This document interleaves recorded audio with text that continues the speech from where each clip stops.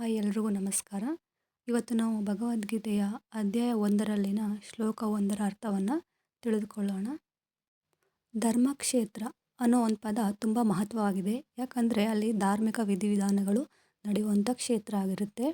ಇಲ್ಲಿ ಕೌರವರ ತಂದೆಯಾದ ಧೃತರಾಷ್ಟ್ರನಿಗೆ ತನ್ನ ಮಕ್ಕಳು ಕಟ್ಟ ಕಡೆಗೆ ವಿಜಯವನ್ನು ಸಂಪಾದಿಸುತ್ತಾರೆ ಅನ್ನೋ ಒಂದು ತೀವ್ರ ಸಂದೇಹವಿರುತ್ತೆ.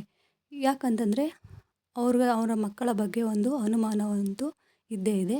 ಅವನು ಸಂದೇಹಗ್ರಸ್ತನಾಗಿ ತನ್ನ ಸಹಾಯಕ ಸಂಜಯನನ್ನು ಅವರು ಏನು ಮಾಡಿದರು ಎಂದು ಪ್ರಶ್ನಿಸುತ್ತಾನೆ.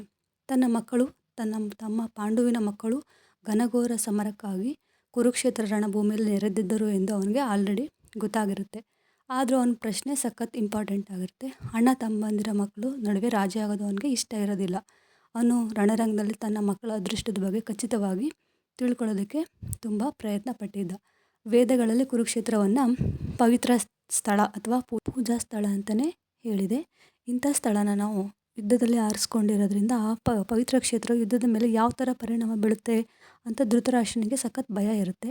ಅರ್ಜುನ ಮತ್ತು ಇತರ ಪಾಂಡುವಿನ ಮಕ್ಕಳು ಕೂಡ ಸ್ವಭಾವತಃ ಅವರು ಧರ್ಮಿಷ್ಠರಾದ್ರಿಂದ ಈ ಪವಿತ್ರ ಕ್ಷೇತ್ರ ತುಂಬ ಪ್ರಬಲವಾಗಿ ಅವರ ಪರವಾಗಿರುತ್ತೆ ಅಂತ ಅವನಿಗೆ ತಿಳಿದು ಹೋಗಿರುತ್ತೆ. ಸಂಜಯ ಅನ್ನೋರು ವ್ಯಾಸರ ಶಿಷ್ಯ ಆಗಿರ್ತಾರೆ. ಅವ್ರ ಕೃಪೆಯಿಂದ ಅವರು ಧೃತರಾಷ್ಟ್ರನ ಮಂದಿರದಲ್ಲಿದ್ದುಕೊಂಡೇ ಕುರುಕ್ಷೇತ್ರ ಯುದ್ಧವನ್ನು ಕಾಣಲು ಸಮರ್ಥರಾಗಿರ್ತದೆ. ಆದ್ದರಿಂದ ಅವರು ಧೃತರಾಷ್ಟ್ರನು ಯುದ್ಧಭೂಮಿಯಲ್ಲಿ ಮೇಲೆ ಏನಾಗುತ್ತೆ ಸಂಜಯ ಅಂತ ಕೇಳ್ತಾರೆ. ಇದಿಷ್ಟು ಶ್ಲೋಕ 1ರ ತಾತ್ಪರ್ಯ ಆಗಿರ್ತದೆ. ಇದೇ ಥರ ವಿಡಿಯೋಗಳಿಗಾಗಿ ನನ್ನ ಚಾನಲ್ನ ಸಬ್ಸ್ಕ್ರೈಬ್ ಮಾಡಿ ಮತ್ತು ಲೈಕ್ ಬಟನ್ನ ಪ್ರೆಸ್ ಮಾಡಿ.